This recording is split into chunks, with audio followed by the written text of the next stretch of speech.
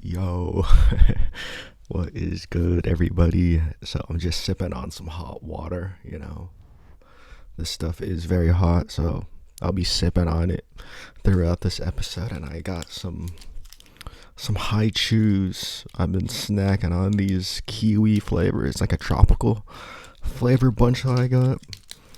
This is the dragon fruit flavor. Fire, love dragon fruits and kiwis. So, yeah, I'm gonna try and eat those while I'm recording this. But yeah, let's go with the definitions that I want to go with. So for sustainability, this is mainly going to focus on environmental impact over of a product throughout its life cycle, and durability is the ability of a product to withstand wear and tear over time. So just try and keep those. They're very similar and it's kind of confusing, and they intertwine with each other. But just try and keep those definitions in the back of your mind while listening to this thing. But I will start it off with an example. So let's look at like houses. You can look at like a thatched house in Tahiti or something. Or you can look at like a regular brick style house in, I don't know, this looks like Texas or something, where there's like McMansions. But yeah, so one of them uses natural materials from the land, and you'll have to consider replacing these materials over time. So if it's windy, if it's rainy, the materials will break down, right? So you will have to maintain these. And a thatch house in Tahiti uses the materials from the land, right? So you're destroying the land. So you have to think, is that sustainable too? Is it environmentally friendly? Because you have to destroy the land to make this house, But yeah, very makes you think a little, right? And then the brick house is incredibly durable because it's using a lot of like processed materials. So it's either using like treated wood, strengthened steel, and brick. So it has all of these processes to create materials that are very durable. So, yep, the modern house uses a lot of brick and a lot of man-made processed materials made in a factory, but it's very strong. It's made to like endure into the future. So this is like what's that, fairy tale, or not fairy tale, like a children's fable, right? The three little pigs, the straw, the wood, and the brick house, right? So it's kind of like that, kind of. But yeah, like when I was living abroad, we had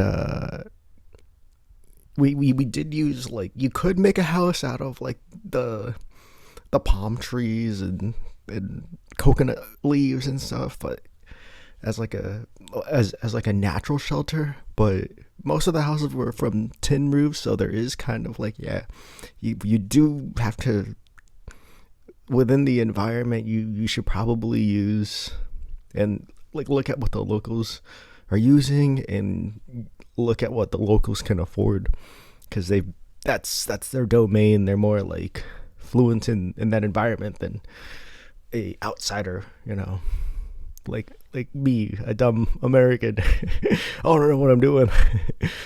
So yeah, just see what the locals are doing and hear their take on it, because they're probably a lot better at living over there, because they've been doing it longer than you from like an outsider's perspective. So yeah, just listen. It's awesome skill to have, to listen. You can learn a lot from it. So, and thanks again for listening to this thing. But what is like the right take? Do we destroy the land to create your house? Or yeah, it's like, okay, there's natural materials, they're compostable and they rejuvenate the land over time. But or do we use these man-made materials that are harmful to the land, but they're weather resistant to natural disasters? And yeah, it's very challenging. Or do we straddle in between and do both? I don't know. This is pretty hard, you know. But there are companies that do have like testing to create buildings and make sure that they're like environmentally friendly, like they're designed in a way that reduces their environmental impact to the world. One company that does the verifications is LEED. Let me know if you've heard of it. It stands for Leadership in Energy and Environmental Design, and they create these certifications where they recognize buildings and communities that meet specific standards for sustainable design and energy efficiency. That's part of their mission, and I think it's cool. I've seen LEED buildings before on my old campus, my old uni. So yeah, it's a cool. I think it's a cool thing, you know, seeing that this building was made with like reduced. I don't know, like a sustainably made building, I guess, or they thought of things to like reduce the energy usage. I don't know. But I think they do a good thing by just trying to keep everything environmentally and energy like efficient, you know. So we're just not wasting material, we're using bad materials or just wasting a ton of energy, because it is wasteful to, like, if you're wasting energy, that's not good either, you know. But yeah, so if a building is responsibly made and meets their criterias of being like this green building, you can get a LEED certification, and there's levels to it of this LEED totem pole. So just to get a certification, you need to rank 40 to 49 points, silver 50 to 59, gold 60 to 69, and platinum is 80 plus. So there are different standards and rigor to get to these LEED certifications. So yeah, basically their buildings are designed in a way that reduces the impact to the environment, as well as the materials that they use and the energy and the water and managing the waste and indoor environmental quality. I'll share their website in the show, or in the bio for sure. So yeah, it's in short, it's really not that easy.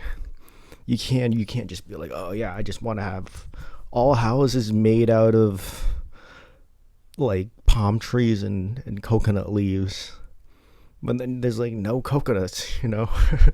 All of the materials you used are for houses, and then there's just a bunch of coconuts without leaves, or a bunch of coconut trees without leaves. So it's like, that's kind of weird, you know. Yeah, it's just not that easy. But in our everyday lives, we can choose like more sustainable actions. So like a water bottle, you know, instead of using a single-use plastic water bottle, you can get a reusable metal water bottle like this one with a cool sticker on there too. The Big Dawgs Gotta Eat sticker, so I'll link that too. And like a cool cup that you can reuse and keep all those other bottles and plastic cups out of the landfills and the environment. And yeah, just factoring carbon footprint. So if you're like shopping for something and you can easily buy it from a store down the road, you could just go down the road, you know. Because like, yeah, they show up like magic on your doorsteps, but your online shopping does require they do have to go from like a warehouse to your doorstep, you know. And usually how it gets from that warehouse to the doorstep is a vehicle, you know, usually a big truck that emits carbon. So they burn fuel, but I mean, they do have electric. They're starting to roll out an electric line of these cars, or of these like delivery vehicles, but they still need to be charged. So they still produce some sort of like a mission, But if you could just walk to the store and get the thing that you need, that's cool too. It's better. Or you could just bike. That's also super cool. um, but yeah, walking, biking, those are pretty eco-friendly, but it really just does depend on like your living situation too, because it might be a little too far, or if you're not, if like your legs or something, if your health isn't like right, like you have a hurt leg or something, then yeah. Or if it's too dangerous to like walk, then yeah, there's so much context that needs to be looked at before I can just say, yeah, just walk, yeah.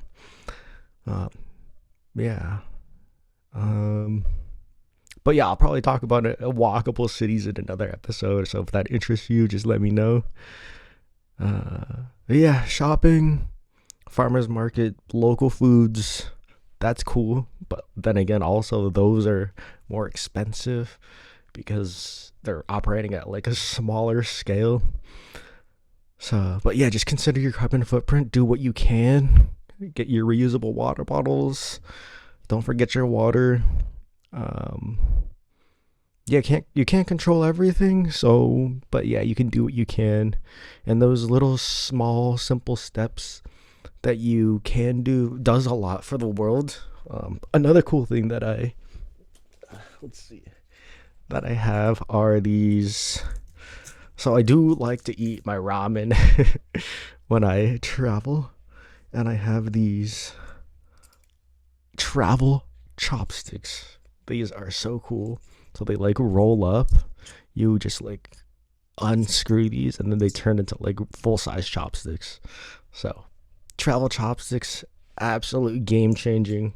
It's reducing those chopstick waste. I mean, most of them are made out of bamboo, but yeah, if I had the option, I'd rather reuse these than create more plastic waste, So yeah, do the little things you can in the world, and that's all we can do, So yeah, thanks again for watching this episode or listening. Share it with your friends. That'd be super cool, and I'd really appreciate it. So yeah, take care now.